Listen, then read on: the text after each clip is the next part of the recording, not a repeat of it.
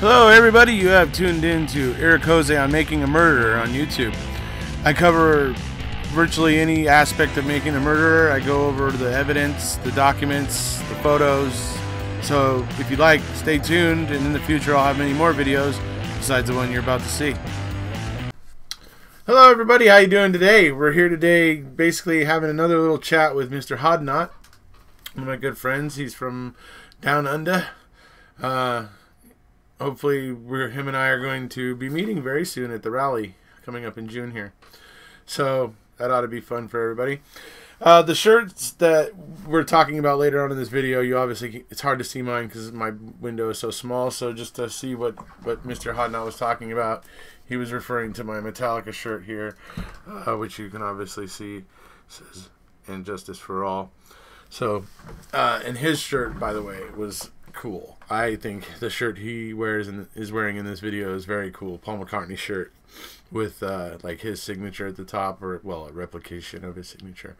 Anyway, it's really cool. I thought it was a really cool shirt. So anyway, without further ado, we're gonna go ahead and talk about Mr. Hoddinott's survey that he's done, the second part of it, and he ends up talking a little bit about the upcoming third segment that we'll probably be talking about early this coming week.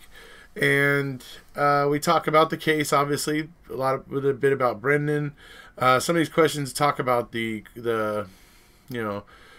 whether or not the judges in the case were prejudiced, and about Pam finding the RAV4 so quickly within 25 minutes, being the only one that had a camera and a direct line to Sheriff Poggle and all that sort of stuff. So various fishy things about the case that these questions were designed to probe and see what people thought about some of them. So anyways, we'll get to it. You may see appearances from my good buddy Blue, who you may have met in my Scott Davis video that I just did yesterday. If you haven't seen that video and would like to, I'll leave the link for it down below. I will also leave the link for anybody that feels so inclined, who really appreciates the surveys and the things that Mark Hoddinott is doing here. If I will leave the link to be able to donate to this survey making process and all that stuff. So anyways, without further ado, we'll move on into it. Here we go. So obviously we're here tonight to talk a little bit about your second survey, which I was going over, which I think has some pretty good questions on it. Tonight, I think we'll go ahead and we'll hit your questions first, but there are a couple things after we do your questions that I wanted to bring up. Namely, this mysterious CD that yes. Sellner has now. Yes. This mysterious CD. I mean, what's on it? Is it the zipper answering machine? Is it the unedited flyover? Yeah. Oh, what is it? Oh my God. Yeah. You know what? Maybe I should get through my questions real fast. Like I said, I was just saying we're going to talk about it later. Yeah, we're going to do your questions first. Okay. And then also wanted to talk about Mr. Mark Wiegert throwing his hat in the ring for Calumet County Sheriff. But like I said, moving into your questions.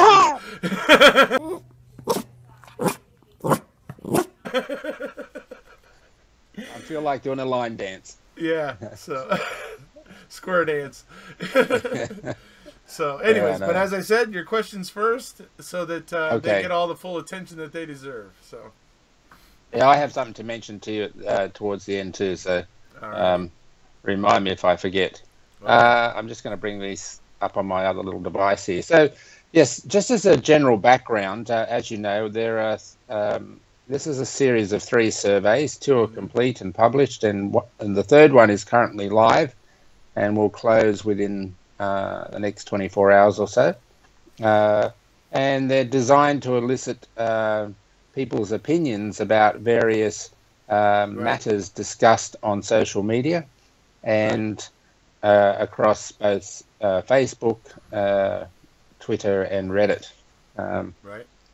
And so it's always quite interesting, the feedback you sometimes get from different groups. Right. Of course, I have to be very diplomatic because I'm managing the survey, so I can't really give too much of an opinion about things because that would be because that would be over influencing my opinion into the survey. Sure.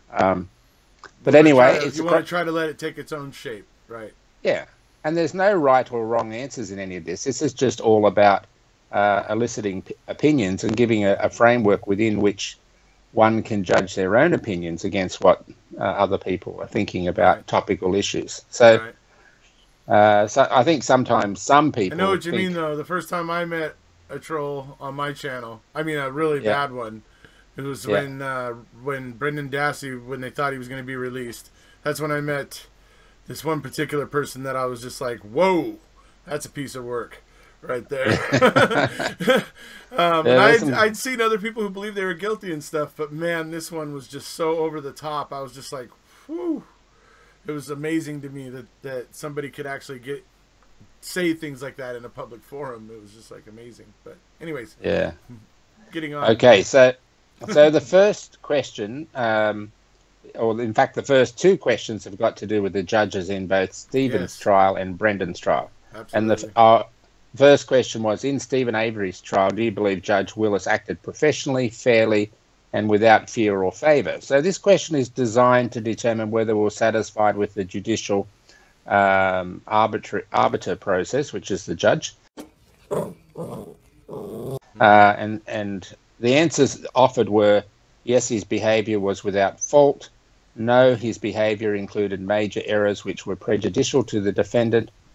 And thirdly, he made some errors, but overall I was satisfied with his performance. Those were the three options.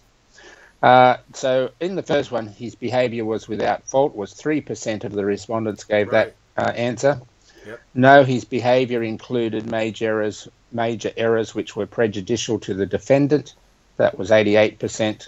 And the third one, he made some errors, but overall I was satisfied with his performance, 9%.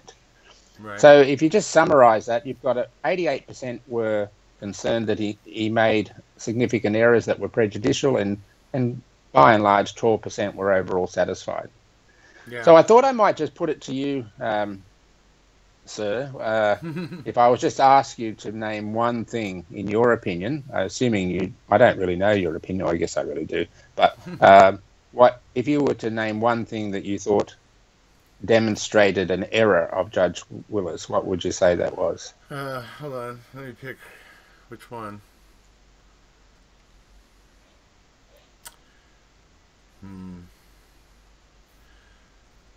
Yeah, I'm gonna have to go with him not seeing the validity of the deleted voicemails.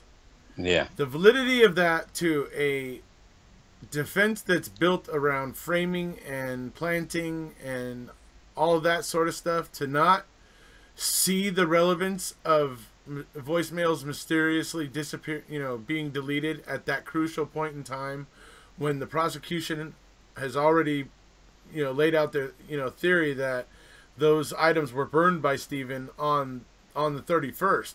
So it would have been impossible for him to use Teresa's phone to get in on the 1st to delete voicemails if the prosecution's, theory was correct, right? So it couldn't have possibly been Stephen. So who the hell was it? Who was messing with that phone or that account in that crucial time period? And for that to not be relevant in this type of a defense that was being run, I mean, just that one above all just makes me just shake my head and just go, I don't know what he's talking about, what he's thinking. Especially, I think it definitely shows favor or fear, or fear or favor. Yes, especially since Mr. Kratz's could have easily answered that question, yes or no.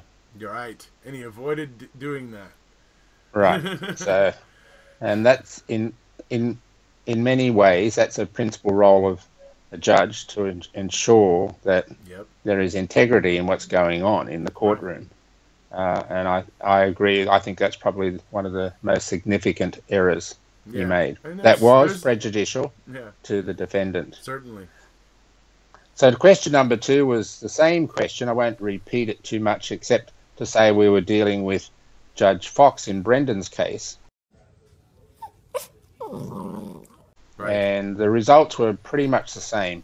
87% said his behaviour included major errors that were prejudicial to the defendant, and Right. by and large, with some segmentation, 3% was without fault, 10 were thought he was generally okay. So 13 said okay, and 87 said no.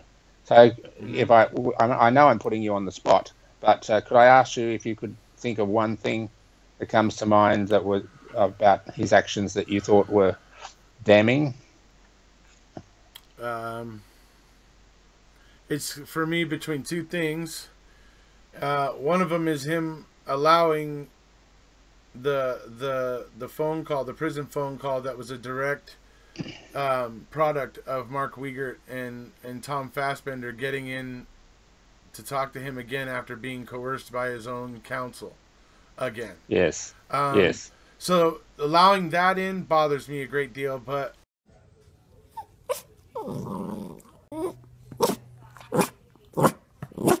also Judge Fox looking at that interrogation, looking at how the facts were constantly being fed to the kid, looking at the kind of kid that he was, you know, that he deemed that confession was okay. It severely worries me that judges think that kind of stuff is okay with a kid like Brendan, particularly, who's not only young, but he's just a little bit limited when it comes to understanding what was happening to him at the time. He wasn't fully aware of what was going on. He wasn't fully aware of the consequences. They may want to believe he was, but the fact that he was asking to go back to school says it all. He thought he was leaving that room and going back to school and carrying on with life as usual. Yes. But so yes, him declaring that confession voluntary just blows my mind.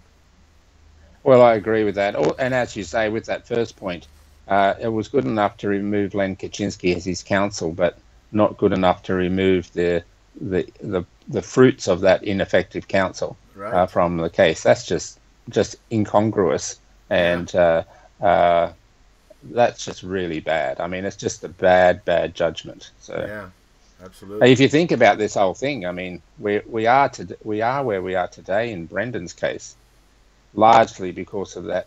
Totally, in fact, because of that confession, right? So yeah. I mean, it's so obvious when you look at it. I mean, it's a great thing that they're making them record and video record these things nowadays, because now lots of people are looking at it and going, yeah, a blind man in Antarctica can see that kid's being coerced. You know what I mean? So, I mean, it's just like, that's the beautiful thing about, at least they're starting to make it mandatory that these recordings take place, and we're able to scrutinize this and scrutinize them as we are doing with Brendan's. Yeah, in the absence of that recording, you know, we wouldn't even have anything to talk about. And Brendan would be one of the 60,000, would still be one of the 60,000, it's argued, innocent people in U.S. prisons. And there would be very little that anybody could say, because it would be basically Brendan and his mom's word against the law enforcement, who we know will obviously lie and cover up for each other, so we can't expect any truth or honesty there. No, that's right. So yeah, this recording is really, really shining the spotlight right now on the state of affairs in the justice system in Wisconsin right now that need to be addressed. I just saw a tweet about Brad Schimmel, and somebody said, with the elections coming up, they said, "Oh, I thought I'd remind everybody that Brad Schimmel has said several times in the past that he would support legislation to ban interracial marriages." And I was just like, God, I mean, here we are in 2020, and that's like actually still a issue.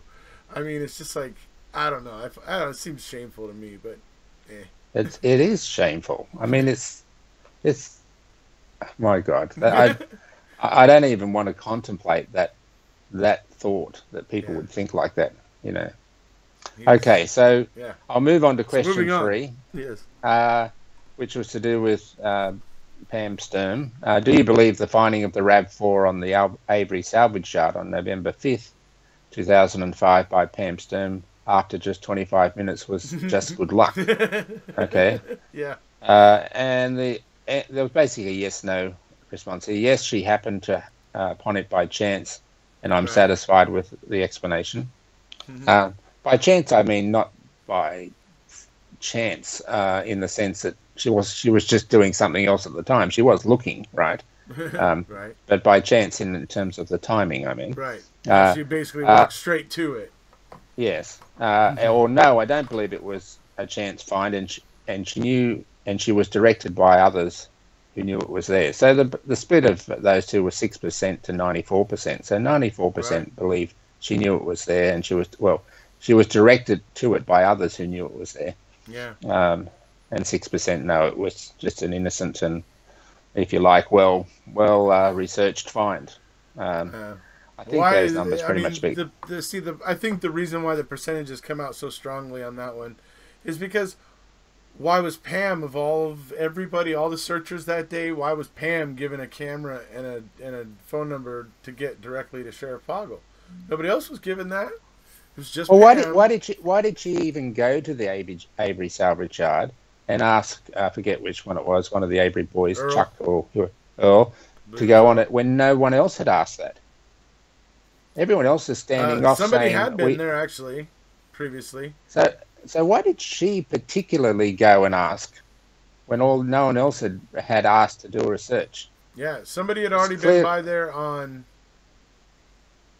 I believe the Friday night, so that was the 4th. David Beach, a relative of Teresa's. They had come by there. They even spoke to Stephen. They talked to him and stuff, and were asking about Teresa or whatever, and all those things. And they left, and like they didn't think Stephen was acting strange or anything like that. They basically like thought there was nothing going on there. But then suddenly you got on Saturday, we have first of all the Colin the Third with Colburn, and then suddenly we have Pam Sturm, a retired PI, showing up with a camera and a direct phone number for Sheriff Poggle, and suddenly walks straight to it. So yeah, I mean, is it fishy? Hell yeah, it is. Well, it's fishy at many levels. One, of course, is the speed in which she located the vehicle. But secondly, why on the search party? Why? I guess I'm repeating myself. I apologize, but I just don't get why she in particular happened to be the one and only person with her daughter to make this decision to go searching these cars and ask Earl's permission. Right. Why her?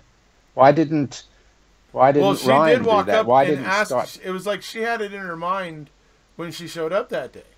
She showed up, even though Ryan was the guy who was supposed to be in charge. She showed up saying, "Hey, has anybody gone to Avery Salvage? I want to go over there." It was kind of all her. It wasn't really so much a discussion that happened. No. That point, it didn't seem like anybody wanted to argue with her anyway because they're handing her a camera and a phone number. So, anyway, Anyway, most people don't believe that there was integrity in that find. That's all that fishiness is why these numbers come out the way they do on that question. Yes. So question 4, based on your knowledge, how many other people should have been investigated as suspects in the death of Teresa Hallbar, but were not? Okay. So this is a question, I guess, directed towards social media concern that for a long time that a lot of people were not properly investigated. So the options were none, that all the appropriate suspects were fully investigated. Option 2 was 1 or 2 other people should have been further investigated, and option 3 was 3 or more should have been. This goes to the heart of how many people are out there who are deserving of a more thorough examination. So 0 was 6%, 1 or 2 other people was 11%, and 3 or more people was 83%. Right. I think I would read into most of that is that most people are not satisfied there's been a thorough investigation done of other potential suspects. No, I think they were ignored because, like Zellner's expert, Mr. McCrary, the FBI, you know, the salty dog from the FBI, basically. Yeah. He even says to go to a suspect-based investigation early on, Yes. if to instead of keeping it evidence-based for at least a week or two, but to within a couple of days go suspect-based, you're opening the door to issues and problems and wrongful conviction and all that stuff. He says it straight up. He's not saying Yeah. that every time they get it wrong. He's not saying they get it wrong every time, but when those tactics are used, it gets wrong often enough that it's Yes. shocking. Yeah. Yes, and this question, if you like, and the responses indicate that focusing on one suspect is not accepted by those who know a fair bit about the case. Right. Yes. So question 5, do you believe Sergeant Colborne's cell phone call to dispatch on November 3rd, 2005, where he recites the license plate and other details of the RAV4, was occurring while he was looking at Teresa's car? Okay, so I'll just read out the answers. Those that believe yes, I believe he was reading the number by looking at the car, 82%. Yep.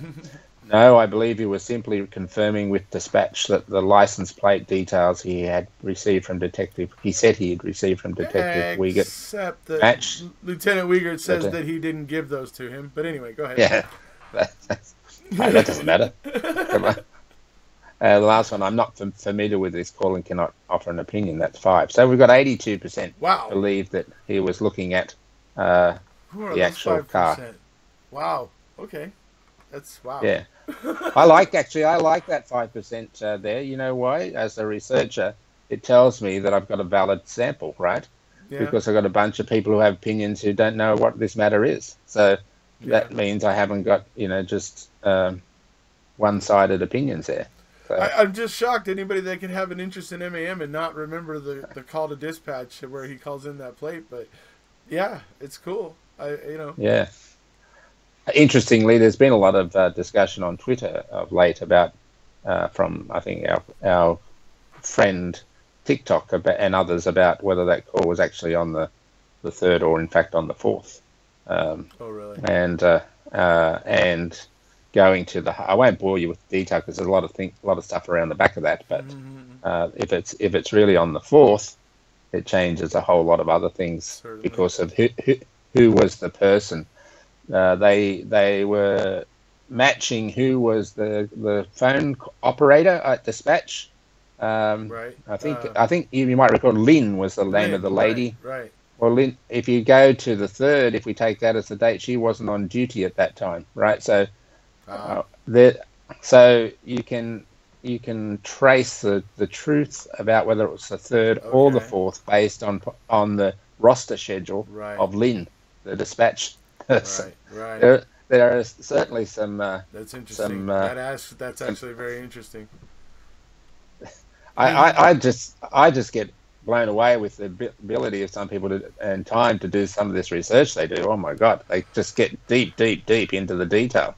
Yeah, I'm glad that there's people out there that are doing it and that are. Yeah, I am too. That are able to make it, easier for people out there to digest and take in this information and see for themselves that there's a very, very cancerous seam that runs all throughout, the Avery and the Dassey cases.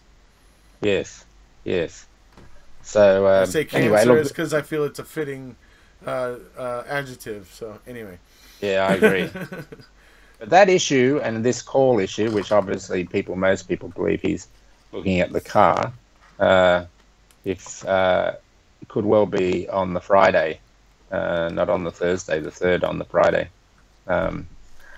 when he's ringing in. Friday the 4th. Okay, right. So which would be interesting too, because if in fact the CD is the flyover video, unedited flyover video, and we don't see the RAV4 there because they don't bring it in until nighttime or something, right?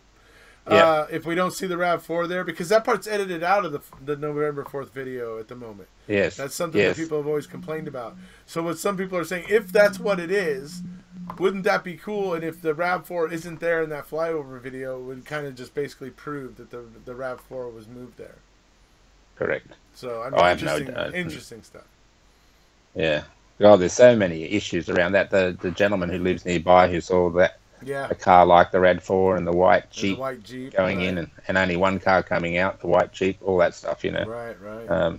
He's got no reason to tell it other than it is. Yeah. So, okay, so question 6, a little more controversial, I suspect.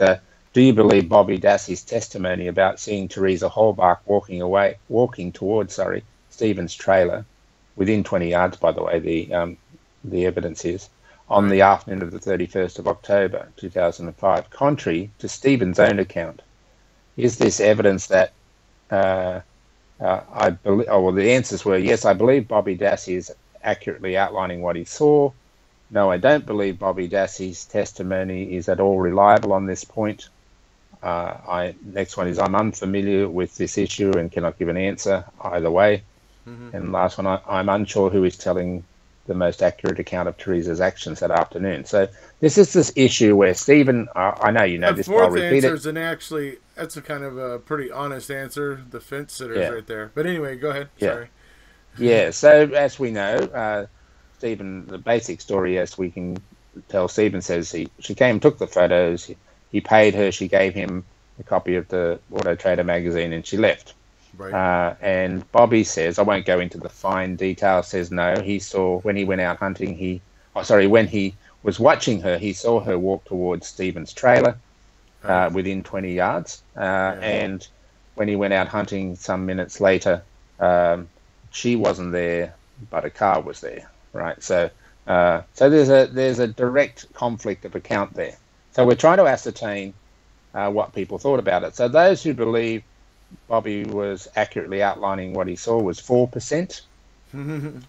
Those who don't believe Bobby's testimony at all, in other words, don't believe it's reliable, 77%. I believe it's completely unreliable. Whether it's true or not is another matter. I just can't believe a word he says because his testimony doesn't match his previous statements, so he makes himself completely questionable by the nature of his own statements. So yes, he's definitely unreliable. 3% answer they didn't know anything about the matter, which might be the ones who don't know anything about the phone call from in the previous question. And the last one, they're unsure who's telling the truth, 16%. But the issue here is that these two accounts cannot both be correct. That's the point. Right. Someone is incorrect. Now, correct. One of the things that I've mentioned in the past about Bobby's testimony that worries me, when he talks on this point, he's very scripted. In fact, Ken Kratz pretty much says everything, and Bobby on this point just has to say yes or no. Right. So it's a very scripted answer. Kratz even corrects Bobby when he says the color of the RAV4 was green or what do you say? Green or like something not. He didn't say blue. He said like something else, and he said and then Kratz corrected and said teal or blue RAV4. He actually corrected Bobby after he said it was crazy. Kratz completely steered that testimony. Absolutely, 100%. Yeah, and the unresolved matter in my mind is, why is Bobby letting him being? If we accept that he is being steered, why is he being let to be? Why he's being allowing himself to be steered? That's a question that time was going to tell us the answer to. So, right. Okay. So question 7: Do you believe Teresa Holbach is still alive? Ooh. I'll make this one quick. 64% say no. I'm sure she is dead. 2% say yes, I'm sure she's still alive, and 35% have doubts as to whether she's alive or dead. I'm part of the 35. Yeah. So I like those answers because that makes you realize people are not just siding on one way or the other, or they're thinking, right? So that's a good response there. With the wonkiness of with the death certificate and them declaring her dead before they were legally really able to, because they didn't have the death examination in this death certificate yet, and the way that whole thing went, there's significant fog there. I can't honestly say 100 like with full confidence that she is dead. I mean, I think she likely is dead, but because of certain things, I can't rule out the possibility that she is alive. So there is some small probability that it's possible. Yes, and there's also an important analysis between the statement if she may well be deceased, but that doesn't necessarily mean that they're her bones that they've discovered. Those two aren't inextricably linked. I'm not saying they're not, but all I'm saying is that one doesn't necessarily follow the other. Because there wasn't anything conclusive DNA-wise about Teresa's DNA in those remains. So, but other than that, it was likely that they'd be hers. So anyway, the as I said, the majority thought she was deceased, but a good portion thought they were unsure, at least a third. They're open to the possibility. Correct. So question 8, in your opinion, if we accept that Teresa was killed, where and when do you think that occurred? I'll just read these answers out. I believe she was killed at the Avery salvage yard as outlined in the state's case against Stephen and Brendan. 5% felt that. I believe she was killed on the 31st of October 2005 at a place not near the Avery salvage yard. 18%. I believe she was killed on the 31st of October 2005 at a place close to but not on the Avery salvage yard. 51%. That would be the Hoddinott pit. I believe she was killed on a date other than the 31st of October 2005, but not at the Avery salvage yard. 26%. That's where I fall. Yeah, so there's quite a range there. I think probably the most important thing in all of those answers, other than the first, of which there were 5% supporting, was no one says she was killed at the Avery salvage yard. They're saying she was killed at places other than the Avery salvage yard. Right. So 95% of the respondents believe she wasn't killed at the Avery salvage yard. Right. That's probably the most significant aspect of those responses, albeit there were variations as to where and when. So, so question 9. Paul wrote an interesting thing on social media about this question, I think. As the special prosecutor for the Avery and Dassey trials, I love that word special. How did he... Special anyway, yeah, that's right. As the special... Why do they even give him... Aren't you just the prosecutor? Why are you the special prosecutor? Because he was brought in... Because, remember, they're trying to remove the conflict of interest, but that they didn't remove because the Manitowoc sheriffs were the ones that found every critical piece of evidence. I mean, it's like... It's just part of the big old theatrical farce that meant nothing. You know? Yeah. So... Okay, anyway, I digress. As the special prosecutor for the Avery and Dassey trials, do you believe Ken Kratz acted in an honourable, ethical and professional manner in the conduct of his work? No, I think it was special ed.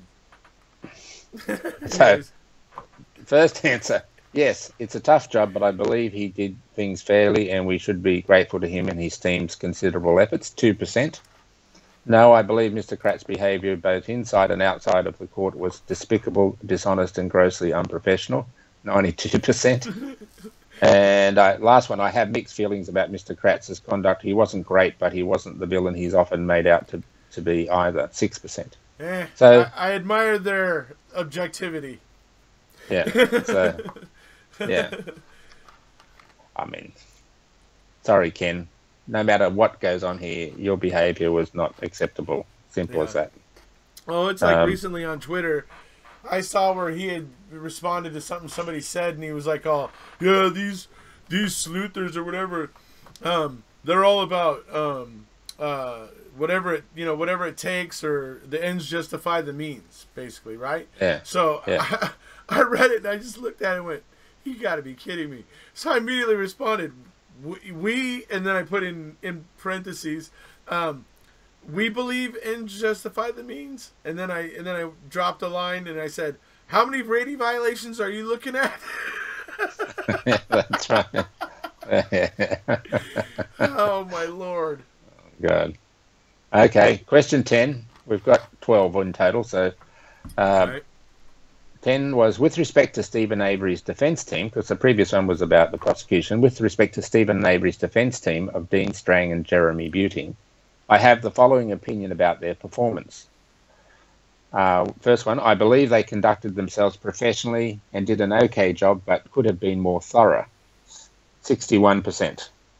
I'll come back to that in a second. Yeah. I believe they conducted themselves professionally and did an excellent job despite losing the case, 29%. And third one, I was disappointed with their performance in general, 11%. Okay, can I just make a few comments about this, which I think are relevant? Firstly, I'm glad we have this range of responses because it actually reaffirms that people are thinking about things. Okay, it's not just like, yeah, they were just wonderful, the great guys, blah, blah, blah. Second thing is that when you add the ones who thought they did a great job and the ones who thought they did a good job but not probably could have been more thorough, those two together come up to 89% or nearly 90%. So that's a good thing. The other thing I would say, that third one's been growing though. yes, A lot, but I think a lot one of the due to Chad Keller's book. Yes, but I think one of the things we sometimes forget when we look at Jeremy Buting and Dean Strang's performance is we're judging it through the prism of 10 years since the trial, and all the knowledge that we now had that they didn't have at the time they were conducting the case. You know, the sorts of information that's come forward that I don't know what motivates people to believe they should have been more thorough, and that's quite an entitlement to have that view. But I suspect, in part at least, it's motivated by the fact that we all armchair analysts are now the holders of information and data and research. Yeah, we have all that information, you know, that they didn't have, and we may well think, well, they could have been more thorough, but I think you have to make that judgment in the framework of what existed back in 2006, 7, and especially since they came onto the case quite cold. They came on, I think it wasn't until March of 2006 on Stephen's case, and all the grubby stuff had already been done. So by the other side, if I could suggest that was true. So, but anyway, the question's there, the answers are there, but my 90% of people think they did a good or okay. But I think it's important to as I say, judge this matter in terms of the circumstances and knowledge bank that existed at the time of 2006-7, because they haven't had a chance to go back and retry them yet. So, hopefully they might not need to.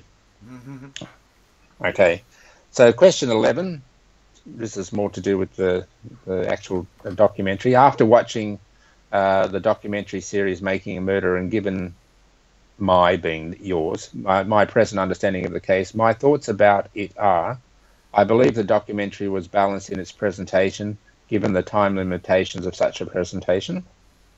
82%. I believe the documentary was not balanced and factually favoured one side over the other, 17%.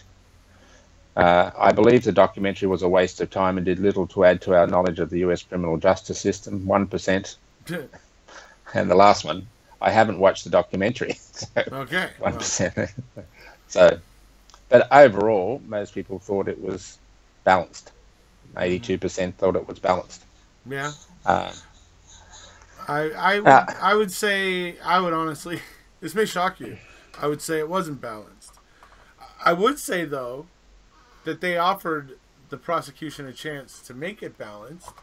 Yes. But in the end, without the prosecution's input, they developed an opinion based on the input they had. And the input they had looked fishy as hell. And so they went with that because it did look bad. And the prosecution didn't want to talk about it. Didn't want to participate, didn't want to do any of those things. In my opinion, Well, I made a video recently to go over the things that Ken Kratz says were left out of MAM. Look, most of them are bull, people. Most of them are not facts because they're untrue. There's no such thing as sweat DNA.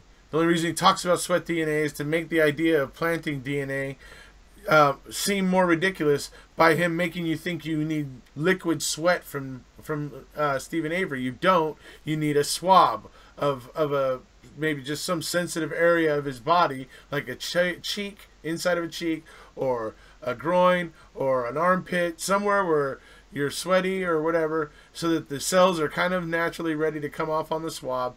That's where you get large amounts of DNA. You can have a swimming pool full of sweat. There's no guarantee you're going to have a large amount of DNA in it. Okay? You might have some in there somewhere, but I guarantee you not every ladle is going to have DNA in it. Anyways, so there's all the things, and there's other things. Most of them are complete crap. Teresa was not scared to go there. That's absolutely proven. She was laughing about it and making fun of Stephen and about things and whatever. And her coworkers were laughing about going there. These things are not true. Ken Kratz says them and expects everybody to just buy it hook, line, and sinker. Some people do. Some people do, and it's kind of weird to me because when you look at the entirety of the BS in this case, it's hard for me to accept anything Kratz says. But yes. Well, that's very true. And in respect to the documentary, I agree with you. The documentary was, I want to say, it had a weighting towards the defence simply because the other side wouldn't participate at the same level of cooperation as the defence side. Right. But I didn't think the telling of the facts were unbalanced. I just thought the weighting of conversation was imbalanced. Right. They were focused on the material they had, and the material they had was from the defense, and so that's what they had. Now when it got to the trial, they obviously had more from both. They had obviously the prosecution side. They had the press conferences after court each day. They had all those things, so they did at that point get a little bit more. And they in my mind, when they were showing those press conferences into Making a Murderer, I really feel like they did give equal time to the prosecution and the defense when they were showing those press conferences. Yes, I would agree with that wholeheartedly. But okay, so I'll go on to question 12. Leaned, I will say. But anyway, moving on. Okay, so question 12, it's an interesting one. With respect to the current status of the two cases, I believe the following will likely happen in 2018. So I'll read out the answers as well as the percentages. Stephen and Brendan will be released without further trials. So this is 2018. This is, I guess, up to Christmas. Right. 16% believe that. 16% believe they'll be released without further trials. Brendan will be released and Stephen will go through a new trial. 15%. Yeah. Stephen will be released and Brendan will go through a new trial. 2%. Stephen and Brendan both will go through new trials. 20%. And the last one, Stephen and Brendan will still be in prison at the end of the year. So if I was to that's the most realistic one there myself. Sorry, everybody. I hate to say that, but I think at this point in time that is probably the most realistic. So if you just surmise, put those numbers together, you've got... I'll be happy to be proven wrong, though. Sorry. Go ahead. Yeah. So the first four are all about them being, if you like, released or retried. There's 53% in that, and 47% are saying they be still in prison. So it's about 50-50, you would say, in terms of will they be out or will they get a second chance in court. Right. Personally, the information, if they are to be released, the very information that will get them out will also be the same information that will necessitate no other trial. No one is going to, in my opinion, is going to retry them. There's nothing to retry Brendan if the Supreme Court. In Stephen's case, in my opinion, no one is going to have the courage to retry Stephen Avery because the same load of garbage is still there. And God, we don't know what Kathleen Zellner is got in upper sleeve, which we're going to chat about in a moment. But I wouldn't underestimate the stupidity of the Department of Justice in Wisconsin. But you may be right. I don't think we're going to see any more trials. That's my view. Right. I just don't see I think we're certainly going to see one with Stephen. You think so? I think we're certainly going to end up seeing one with him. So they're not going to let him go easily. They're not going to let. Now Brendan, on the other hand, there's just so very little evidence against him. There's just nothing there. His case lacks substance from the get-go. It all leaned on his own confession that is obviously coerced. So with his case, it's a little different. But with Stephen, you got actual blood evidence here. You got things there you have to explain and deal with. And so, in my mind, I believe he's going to be having to endure another trial. And I don't think Wisconsin's just going to let him go without a fight. So if Brendan gets released, right, and it's shown that his confession was involuntary, correct, right, then where does that place that element in the Stevens case? Because Stevens case also has Brendan in it. Right. So if Brendan's found. See, I think Stephen's case falls over in the absence of when Brendan's case falls over.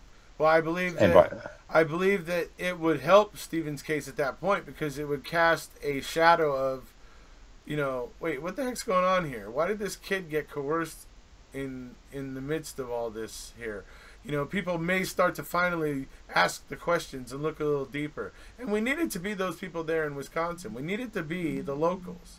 To take an interest in their government there and go, hey, what the hell is going on here?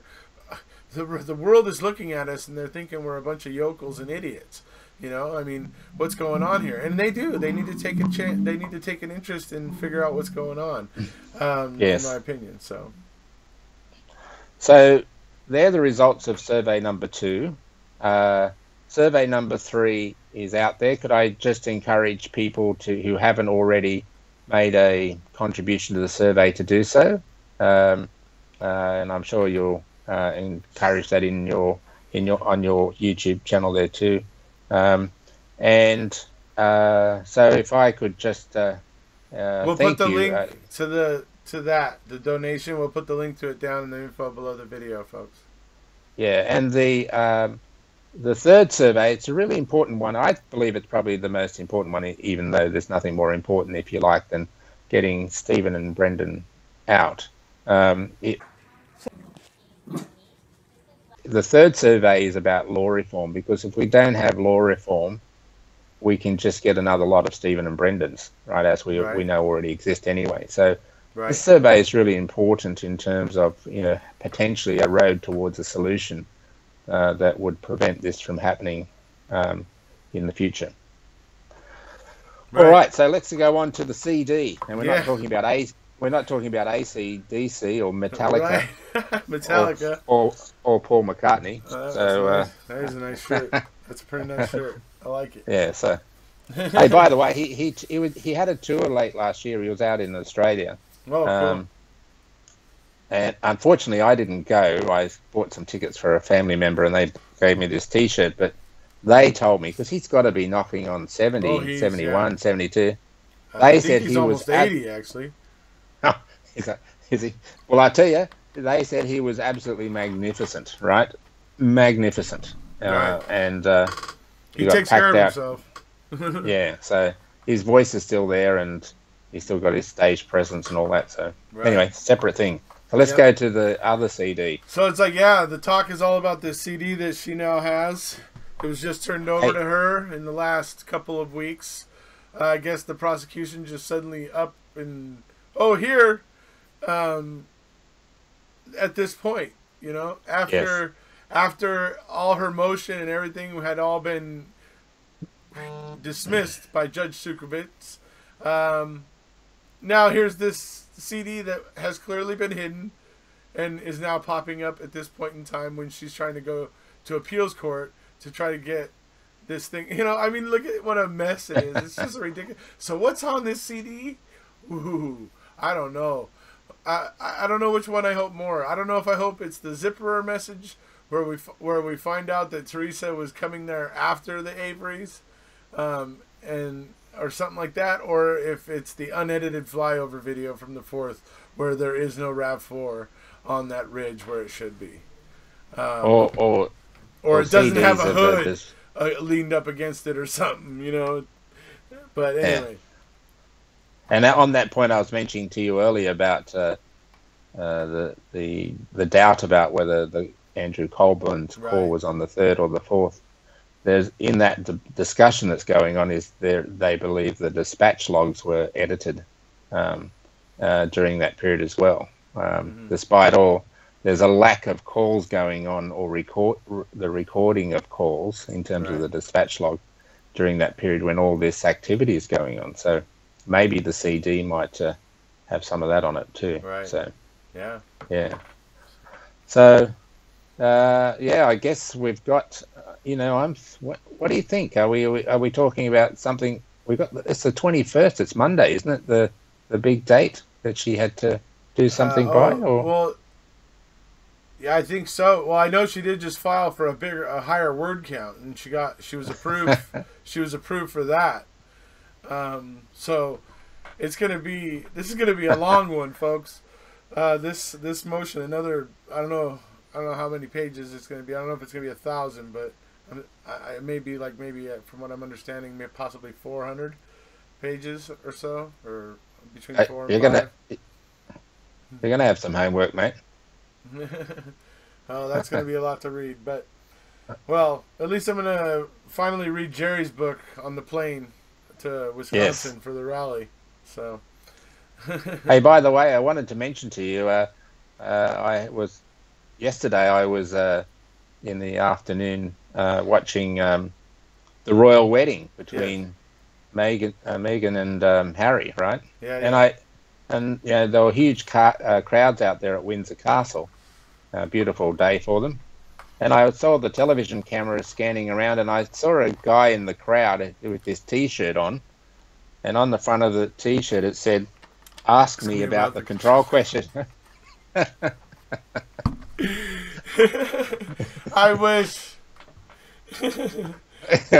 He wasn't there. He was hanging a TV for his daughter. Yeah, I heard that story. He was cocking it up too. So it took him extra long. I don't know if he had time to get there. Yeah, he'll tell you he did. Yeah, well, of course he will. He loves to BS, but in a good way. Yeah, that's right. Yeah. Not the way Manitowoc does it. Well, that's about my level of topics for the moment. Was there anything else you wanted to mention at all? Did you get your thing that you wanted to mention already? Yeah, that was about the T-shirt. The T-shirt and the wedding. Okay, that's fine. That's right. And then the other thing was, Mr. Mark Wiegert is tossing his hat in the ring to become sheriff. Yeah, you've got to edit this video and add a little, dance or something in between just after you said that, right? No, I'll put in blue. Did you watch my Scott Davis video? I did. Yeah. You did? Did you see blue? Yeah. I'll put in blue barking or something. Hey, just before you go to that, because I'll forget if I don't tell you now. Last night it was a bit hot where I am, and I was sitting on the lounge watching one of that. Not only that YouTube video, I can cast it from my phone to the television using Google Chromecast, right? Right. Well, yeah, and I watched that, and it automatically scrolls onto the next video, right? Right. Of one of yours, right? So, I fell asleep, right, watching this, and all through the night I fell asleep on the lounge, on the couch, and I'm getting Eric Jose videos in my head for 7 hours all through the night, right? Like, I'm waking up, I know, like, woohoo, all through the night. I'm thinking, I'm hearing myself, voices in the head. It was a binge watch of Eric Jose videos. So I would have increased your count because of that. You're saying this isn't a lounge though, right? This is like a public area. No. The lounge is just an expression we use to refer to the living room. Oh, So okay. yeah. So yeah. I was thinking like so we're in the hotel like lounge or something, and like this was like playing up on a TV for hours. Oh, oh God! Can you imagine? That would have been hilarious. No. Well, not for you, but but you So, and Paul yeah, like it's to a give very- me. I could tell. Paul sends me the screenshots. You guys like to poke a lot of fun at me in your guys' Yeah, that's chat, right. so I don't feel bad. Okay, time Alrighty, to talk about Quick Straw McGraw, Mark Wiegert. Yeah. So that's how amazing is that, man? I just couldn't believe it. First thing I said when I saw my good friend Kerry Mito post that, I was just like, I immediately commented, "Oh, Wisconsin must love child abusers, to be wanting him to be sheriff." I mean, that's what he is. They're totally abused Brendan, in my opinion, and I don't see that opinion changing because they don't seem to have any remorse about it. No, none. Yeah, None. so And they're very calculating in it. They're very aggressive in when they have to be accounted for it. It's a very calculating man, and it's a shame that's their one and only choice. It appears. I think it said he was going to be elected unopposed. Yeah. No.